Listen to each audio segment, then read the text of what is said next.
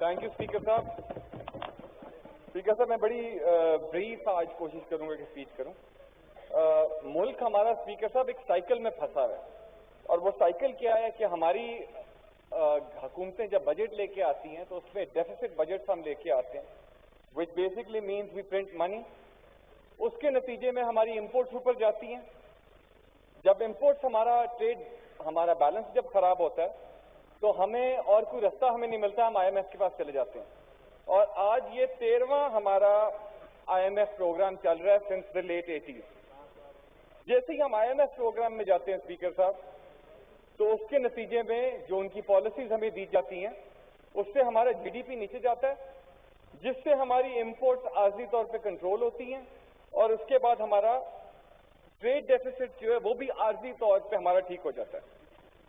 फिर क्योंकि इलेक्शन नजदीक आने लगा होता है तो हमारी गवर्नमेंट फिर उसी पॉलिसी पे चली जाती है कि पैसे ज्यादा खर्च करने, क्योंकि आगे इलेक्शन आ रहा है, हमने इलेक्शन जीतना है, जिसकी वजह से फिर इंपोर्ट्स बढ़ जाती है और फिर IMF के पास हम चले जाते हैं। तो स्पीकर साहब, हमें ये समझना चाहिए कि इन्फ्लेशन जो है वो होती कैसे है। इस हुकूमत में जो इन्होंने तरीका निकाला है इन्फ्लेशन से डील करने का, वो निकाला है प्राइस कंट्रोल।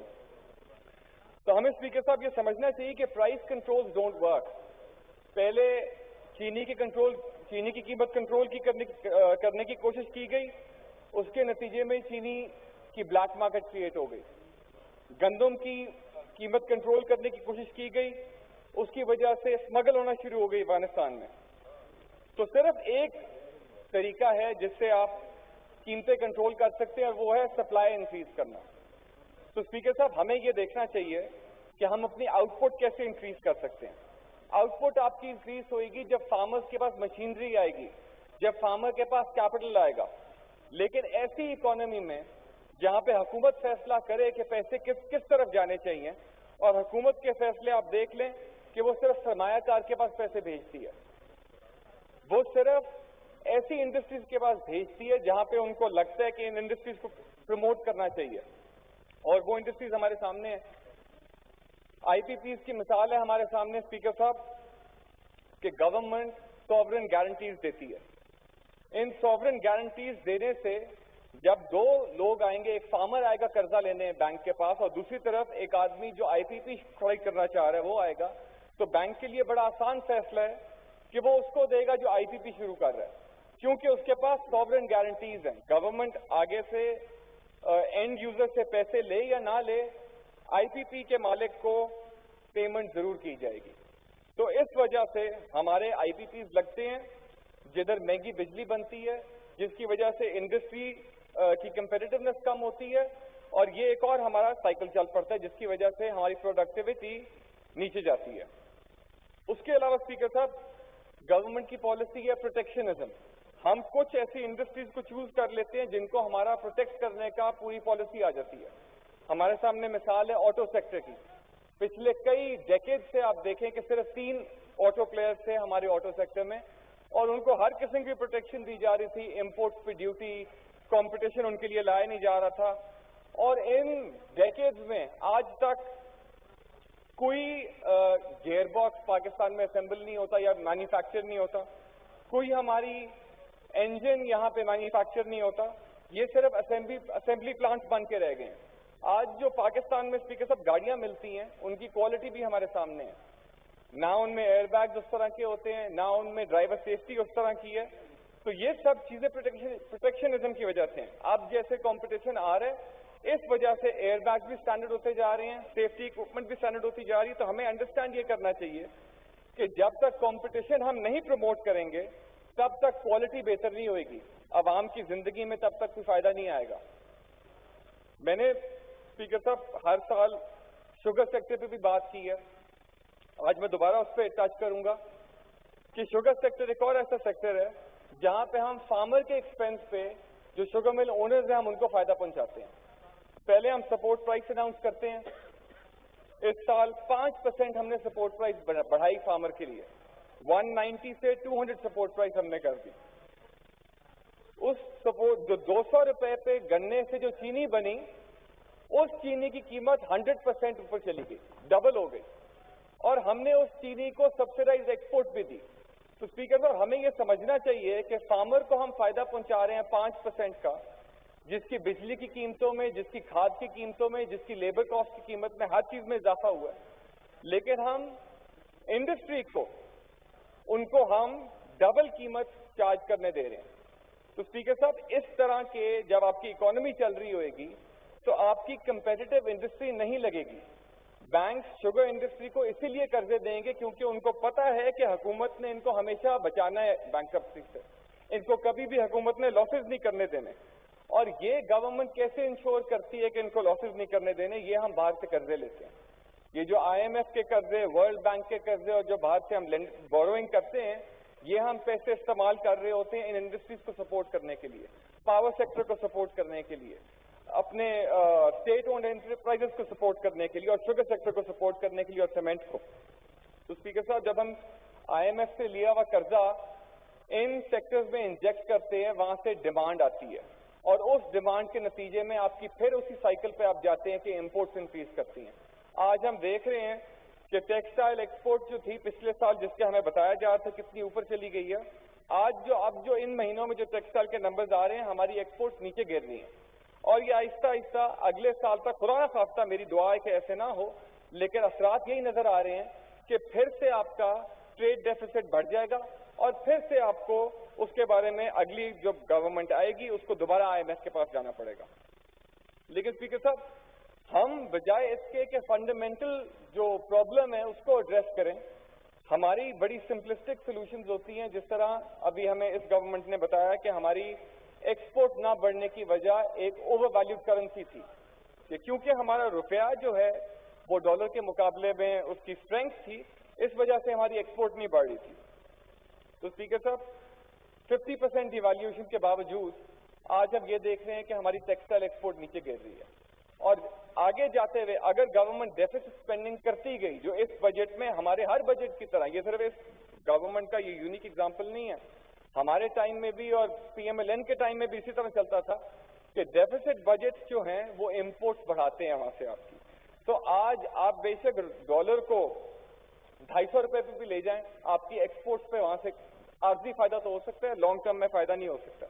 मैंने मिसाल ये भी दी थी स्पीकर साहब कि जब 2019 में बात हो रही थी हमारे करेंसी ओवर वैल्यू होने की, तो मैंने उस वक्त भी ये मिसाल दी थी कि थाई बात, थाईलैंड की जो करेंसी है, उसने उस साल में डॉलर के मुकाबले में 5% करेंसी ऊपर गई डॉलर के मुकाबले में, और उसी साल उनकी एक्सपोर्ट 10% बढ़ी। जब उनके फाइनेंस मिनिस्टर से यह सवाल किया गया कि क्या आपको इससे कंसर्न नहीं है कि आपकी करेंसी ऊपर जा रही है, तो उन्होंने जवाब ये दिया कि इससे हमारी एक्सपोर्ट मजीद बढ़ेंगी, इससे हमारी जो मशीनरी इंपोर्ट है वो मजीद सस्ती होएगी, और इससे हमारी जो मैन्युफैक्चरिंग सेक्टर है ज्यादा कंपेटिटिव होएगा। तो स्पीकर साहब, ये तरीका होता है इकोनॉमी को देखने का। जब आपकी करेंसी स्टेबल होती है तो आपके लॉन्ग टर्म कमिटमेंट्स करना आसान होता है। आपका जो आज इन्वेस्टर है वो अगले 10 साल का प्लान बना सकता है। जब आपकी करेंसी डिवैल्यू कर रही होती है तो आप उससे इन्वेस्टर को शॉर्ट टर्म पे ले आते हैं, कि टेक्सटाइल वाला ये देखता है कि आज अगर मैं अपनी टेक्सटाइल से पैसे निकाल के हाउसिंग में डाल दूं, हाउसिंग किसी प्लॉट्स में डाल दूं, तो मुझे वहां पे 100% रिटर्न मिल जाएगा, लेकिन मैं 10 साल का प्लान नहीं बना सकता हूं जबकि आपकी करेंसी स्टेबल नहीं है। तो स्पीकर साहब, इसी के साथ जुड़ा हुआ हमारा अभी हम ये कंस्ट्रक्शन का जो हमारी गवर्नमेंट ने इनिशिएटिव्स लेके आई है, ये भी हमारी इकोनॉमी के लिए बहुत बुरी चीज है, क्योंकि जब आप ब्लैक इकोनॉमी का दरवाजा खोलते हो एक ऐसे इतने बड़े सेक्टर में आने के लिए, तो फिर आपको अनरीजनेबल ग्रोथ मिलती है उस सेक्टर में। आज हाउसिंग किसी आम आदमी की पहुंच से बाहर हो चुकी है, और ये कोई अच्छी चीज नहीं है स्पीकर साहब। मुझे याद है फाइनेंस कमेटी में का मैं हिस्सा होता था पिछली गवर्नमेंट के दौरान, और वहां पे उन्होंने सब कमेटी बनाई थी जिसमें उन्होंने मुझे डाला था कि आप इस चीज को देखें, और वहां पे मेरी आर्ग्यूमेंट्स हुई जो वहां पे डीलर्स और जो हाउसिंग के लोग आए हुए थे, और उनका ये ख्याल था कि अगर ब्लैक मनी को यहाँ से निकाला गया तो घरों की कीमतें बड़ी सस्ती हो जाएंगी। तो मेरा उनसे ये सवाल था कि अगर घरों की कीमतें नीचे जाती हैं तो वो तो बहुत अच्छी चीज है, वो तो आम आदमी की पहुंच में ले आता है घर को। आज स्पीकर साहब जो हो रहा है, क्योंकि हमने ब्लैक इकोनॉमी का दरवाजा खोल दिया है कंस्ट्रक्शन के लिए, तो हमारे आप कौन सी कमेटी में है इस वक्त? प्राइवेटाइजेशन और इंडस्ट्री एंड क्लाइमेट चेंज। आपको जो है ना फाइनेंस कमेटी में होना चाहिए। आपकी पार्टी जो है कम से कम आपको फाइनेंस कमेटी। तो थैंक यू स्पीकर साहब। स्पीकर साहब, मैं इस पर यही कह रहा था कि हमारी जो इंडस्ट्री है वो पिछली गवर्नमेंट के टेन्योर में भी यही हो रहा था कि लोगों को क्योंकि ब्लैक इकोनॉमी का रास्ता नजर आ रहा था हाउसिंग में, तो वो लोग अपना वहां से टैक्स अंडर इन्वॉइसिंग करके, टैक्स चोरी करके पैसे हाउसिंग में डाल रहे थे। और जब मेरी इंडस्ट्रियलिस्ट से बात होती थी तो उनका ये जवाब होता था कि यहाँ पे हमें 50%, 100% सालाना रिटर्न्स मिल सकते हैं हाउसिंग में, जो कि हमें हमारी कंपनी में नहीं मिल सकते।